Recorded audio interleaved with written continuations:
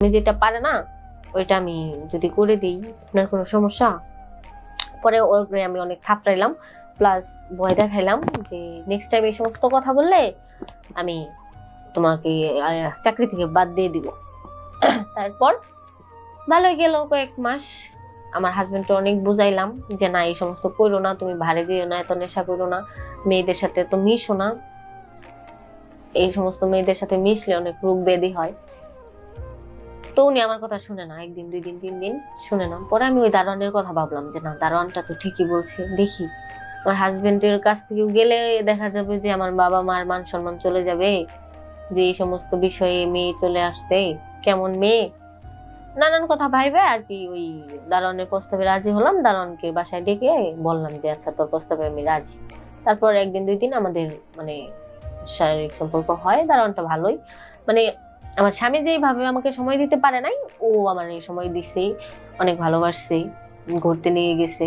মানে গাড়ি তো আমার আসছিল, দেখা যাচ্ছে যে আমার গেটে তালা দিয়া আমরা ঘুরতাম বেড়াইতাম। আমার জামাই তো মদ মাস্তিতে ব্যস্ত, আমরাও ঘুরতাম বেড়াইতাম। 1 দিন 2 দিন 3 দিন শেষ, 1 বছর, 1 বছর হয় নাই, হয়তো বা 1 বছর হয়েছে, কিংবা এই সময় আমার জামাই দেখে ফেলি যে আমার দারোয়ানের সাথে আমার একটা সম্পর্ক, দেখে আমাকে বাসা থেকে বের করে দিয়ে দেয় এবং আমার ওই দারোয়ানের কাছে বিয়ে দিয়ে দেয়। এখন দেখা যাচ্ছে যে হ্যাঁ হ্যাঁ হ্যাঁ হ্যাঁ, যেহেতু এইটা ভুলটা আমার, একটা মানুষ, ভুল আমারও আছে তারও আছে। যদি উনি মত মাস্তি না করতো, মেয়েদের নিয়ে সবসময় মাইতা না থাকতো, তাহলে আমি ওই সময়টা দারোয়ানকে দিতে পারতাম না। আর আমার উচিত ছিল যে হাজবেন্ডকে বুঝানো যে একদিন ঠিক হয়ে যাবে। বাবার বাসা ধানমন্ডিতে, আর আমার বিয়ে হয় হচ্ছে উত্তরায়।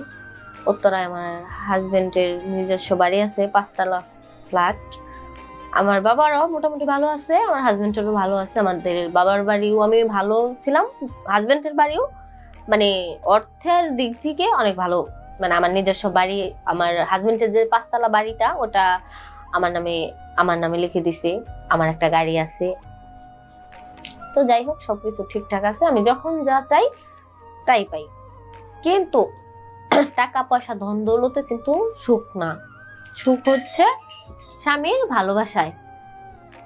তো আমার স্বামী কি করতো, আমার টাকা পয়সা যখন যা চাইতাম, 50,000 টাকা চাইলে 1 লাখ টাকার বান্ডিল ধরাই দিত, কিন্তু আমাকে সময় দিত না। সে সারাক্ষণ বাড়ি যাইয়া পইরা থাকতো, মেয়ে নিয়ে মত মাস্তি করতো, মানে আমাকে সময় দিত না। নেশা করতো, প্রচুর নেশা করতো। নেশা করার কারণে তার শারীরিক যে ক্ষমতাটা হারিয়ে ফেলছে। তো দেখা যায় কথায় আছে না, 5 তলাতে সুখ নাই, গাছতলাতে সুখ, ওই রকম। প্রতিদিন রাতে আমাদের এইগুলা নিয়ে ঝামেলা হতো যে তুমি নেশা করো, নেশা করার কারণে যে আমার চাহিদাটা পূরণ হচ্ছে না। তো যাই হোক, 1 দিন 2 দিন 3 দিন আমাদের বাড়ির যে দারোয়ান, উনি আমাদের ঝগড়াটা জেনে ফেলে, এবং কি 1 দিন 2 দিন 3 দিন আমার বাসায় দেখা যায় বাজার করে নিয়ে আসে, আমাকে দেখে হাসে, কথা বলতে চায়, কথা বলে, মানে সাহস পায় না, তারপরেও বলতে চায় আর কি, বোঝা যায়।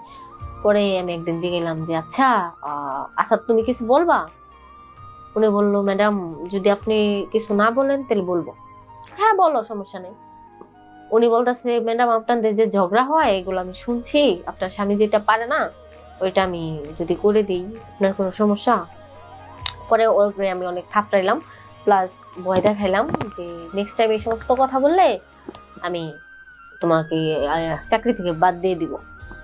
তারপর ভালোই গেল কয়েক মাস।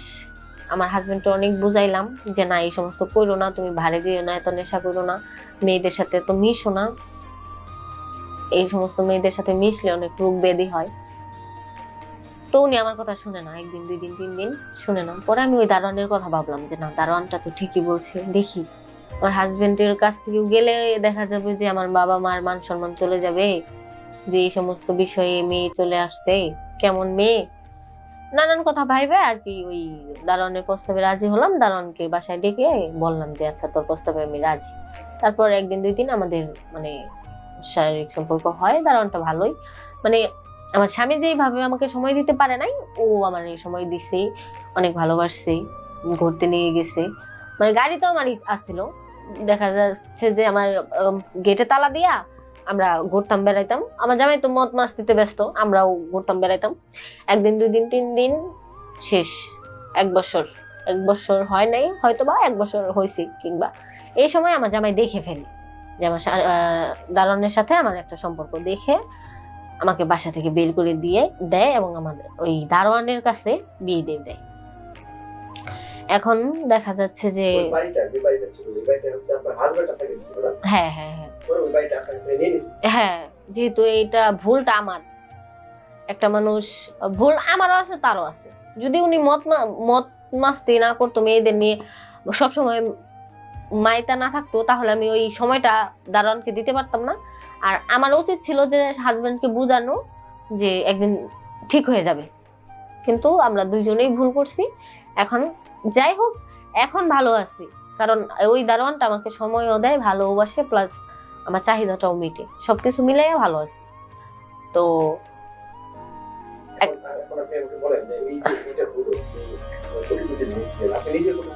হ্যাঁ,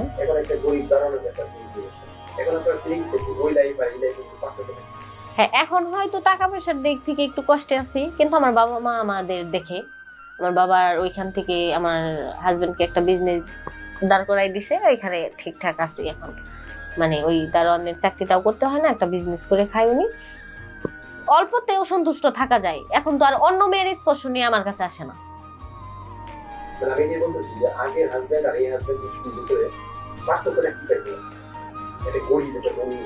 আগের হাজবেন্ডের থেকে এই হাজবেন্ডের পার্থক্য একটাই, আগেরটার থেকে এটা ভালো, দারুণ ভালো। কারণ আগেরটা তো নেশাখোর ছিল, প্লাস টাকা পয়সা তো সুখ না, মেয়েদের সুখটাই ভালোবাসবো, কি বলবো এগুলা, মানে না বললেই নয়। মেয়েরা টাকা পয়সা চায় না, ভালোবাসাই চায়। স্বামীর ভালোবাসা সব মেয়ের কাম্য, সব মেয়ের চাওয়া যে আমার স্বামী আমাকে অনেক ভালোবাসবে, আমাকে সময় দিবে, প্লাস আমার চাহিদা পূরণ করবে।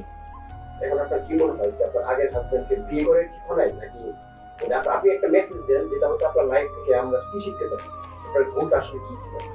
আমার কথা হচ্ছে আমার, যেহেতু আমি একটা শিক্ষিত মেয়ে, আমার ভালো একটা পজিশনেও ছিলাম, আমার বাবা মারও ভালো একটা পজিশন আছে, আমার হাজবেন্ড, আমার বাবা মার উচিত হয় না জানা না শুনে হুট করে আমার বিয়ে দিয়ে দেওয়া টাকা পয়সা দেখা, আমারও উচিত হয় না জানা না শুনে বাবা মার কথা শুনে বিয়ে করে ফেলা। তো হ্যাঁ হ্যাঁ, জানার দরকার ছিল, বুঝার দরকার ছিল। তো আমি এইটাই বলবো মেয়েদের যে বাবা মা বিয়ে ঠিক করলেই যে বিয়ে করতে হবে এমন কিছু নাই, তোমরা আগে দেখো, বুঝো, যাচাই করো, তারপর বিয়ে করো। কারণ বিয়েটা 2 দিনের জন্য না, সারা জীবনের জন্য। তো টাকা পয়সায় সুখ হয় না, বিশেষ করে এটাই বলার যে দর্শকদের উদ্দেশ্যে, টাকা পয়সা কখনো সুখ না, সুখটা আদৌ স্বামীর ভালোবাসায়। তো সবাই ভালো থাকবেন, আল্লাহ হাফেজ।